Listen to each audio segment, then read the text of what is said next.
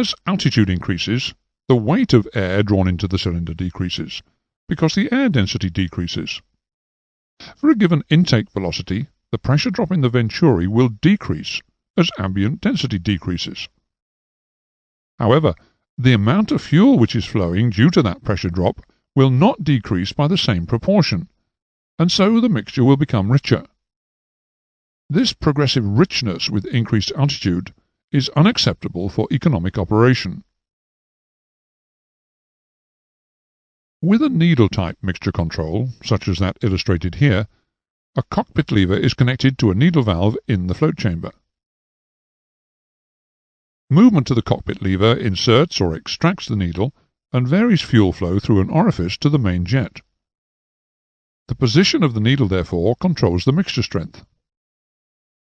And in the fully inserted position, it will block fuel flow to the main jet, thus providing a means of stopping the engine.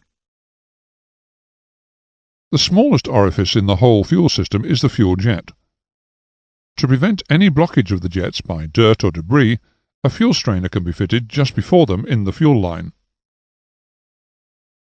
The air bleed mixture control shown here operates by controlling the air pressure in the float chamber, thus varying the pressure differential acting on the fuel.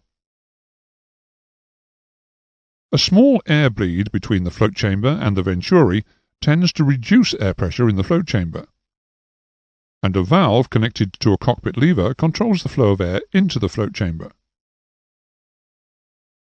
When this valve is fully open, the air pressure within the float chamber is greatest, as is the differential pressure between the venturi and the float chamber, and the mixture is fully rich. As the valve is progressively closed, the air pressure in the float chamber decreases, as does the differential between the chamber and the venturi. Thus, the flow of fuel through the main jet reduces, weakening the mixture.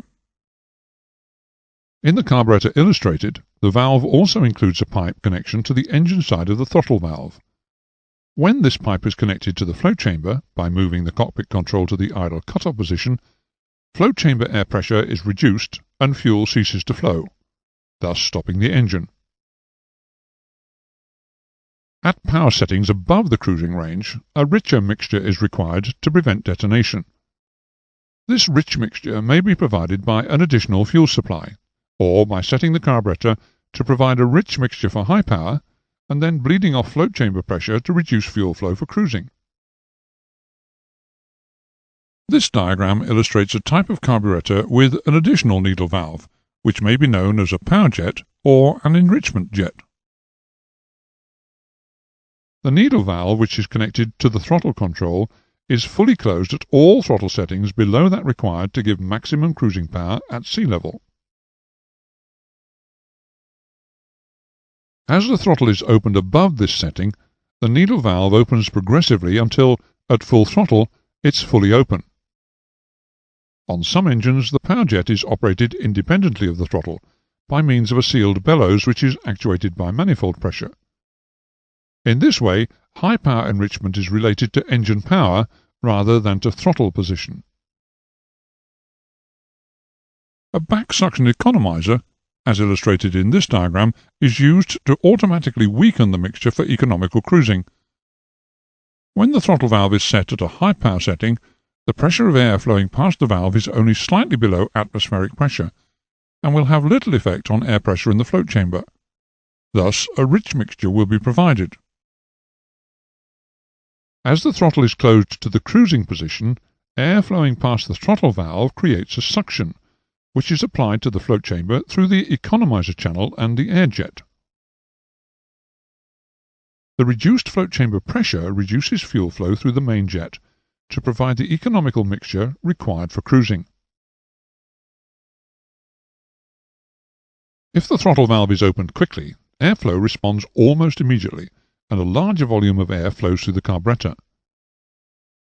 The fuel metering system, however, responds less quickly to the changing conditions, and a temporary weakening of the mixture will occur, known as a flat spot, or at worst it will cause a weak cut before fuel flow again matches airflow.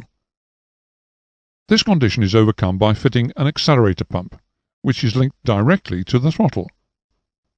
and forces fuel into the venturi whenever the throttle is opened. This type of accelerator pump is illustrated here. In some accelerator pumps, a controlled bleed past the pump piston allows the throttle to be opened slowly without passing fuel to the engine. In other accelerator pumps, an additional delayed action plunger is incorporated to supply an extra quantity of fuel to the engine for a few seconds after throttle movement has ceased.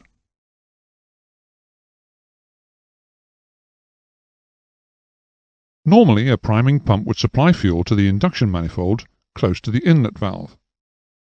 In the absence of such a device, it is permissible on some aircraft to prime the engine by pumping the throttle, exercising the accelerator pump, several times. The practice of pumping the throttle must be discouraged in any other circumstance, because it increases the chance of carburetor fires. A simple light aircraft fuel system is shown here. The fuel tanks are rigid tanks fitted in the wings and filled by the over-wing method. The fuel is drawn from the tanks by mechanical or electrical fuel pumps, through a tank selector and filter or fuel strainer, before being delivered to the carburetor. Engine priming is achieved by use of a priming pump, which takes fuel from the filter housing and delivers it to the inlet manifold. The fuel system is monitored for contents and pressure, and the fuel drains allow any water to be removed before flight. This concludes the carburetors lesson.